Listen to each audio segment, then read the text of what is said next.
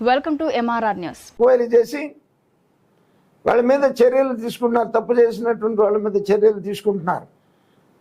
ఈ రకంగా లబ్ధి పొందుదాము, కులాల మధ్య చిచ్చు పెట్టని చెప్పేసి లబ్ధి పొందలేవు.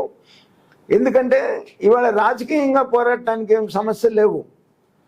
ఏ సమస్యలు లేకుండా ఎన్డీఏ గవర్నమెంట్ కేంద్రం సపోర్టుతో ఇవాళ ప్రజలకి ఇచ్చినటువంటి హామీలు 90% పైగా పూర్తి చేసి ప్రజల్లోకి 2 సంవత్సరాల పాలన పూర్తి చేసుకొని వెళ్తున్నాం. మేము ధైర్యంగా చెప్పగలుగుతున్నాం, మేము ఈ కార్యక్రమాలు చేసాం. అభివృద్ధి పరంగా కానీ సంక్షేమ పరంగా కానీ మేము ఈ కార్యక్రమాలు చేశాము అని చెప్పేసి ధైర్యంగా చెప్పుకొని ప్రజల్లోకి వెళ్తున్నాం.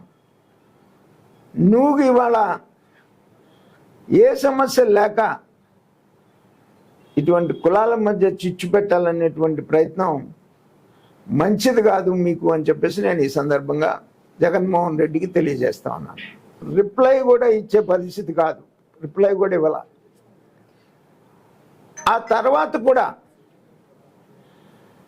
మీ యువజన శ్రామిక రైతు కాంగ్రెస్ పార్టీలో ఉన్నటువంటి కాపు నాయకులంతా రాజమండ్రిలో మీటింగ్ పెట్టి ఏదో కాపులు ఉద్యమం చేస్తామని చెప్పేసి వచ్చేసి విజయవాడలో మళ్ళీ మీటింగ్ పెడతాం, కలుస్తామని చెప్పిన రోజున కూడా నేను ఇంకా చాలా కేటగారికల్గా రాశాను జగన్మోహన్ రెడ్డికి ఉత్తరం.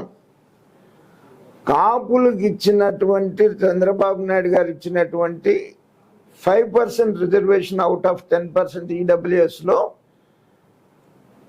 మీ స్టాండ్ ఏంటి, మీ స్టాండ్ ఏంటో చెప్పి మీరు అధికారంలో ఉన్నటువంటి మంత్రులు శాసనసభ్యులు మీరు ఆ మీటింగ్లో పాల్గొన్నారు కాబట్టి మీ స్టాండ్ చెప్పి మీరు విజయవాడ మీటింగ్ కండక్ట్ చేయండి అని చెప్పేసి నేను ఇంకా అది చట్టబద్ధంగా ఎట్లా కరెక్టో అని చెప్పేసి చాలా క్లియర్గా కేటగారికల్గా రాస్తూ జగన్మోహన్ రెడ్డికి ఉత్తరం రాశాను. దానికి కూడా రిప్లై ఇవ్వలేదు, విజయవాడ మీటింగ్ పెట్టలేకపోయారు.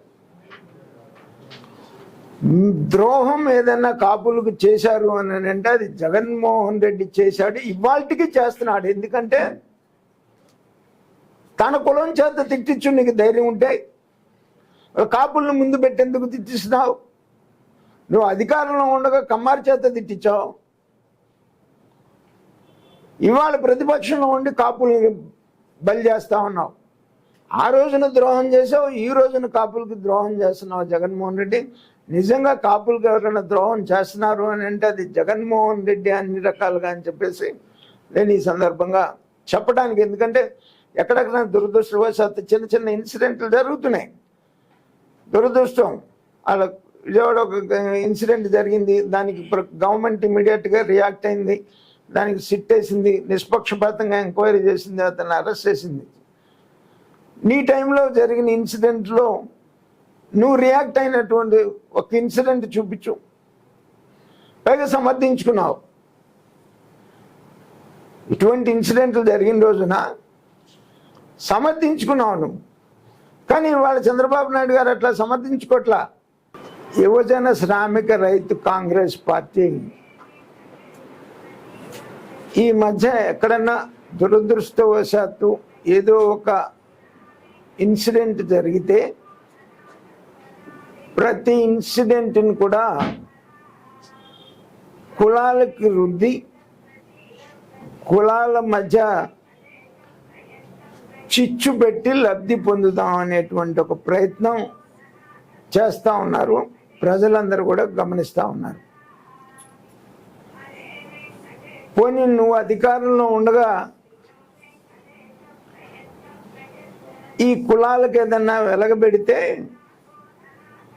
రైట్, నేను ఈ కులాలకి నేను అధికారంలో ఉండగా వెలగబెట్టాను, ఇప్పుడు మీరు అన్యాయం చేస్తున్నారు అని చెప్పొచ్చు. అన్ని రకాలుగా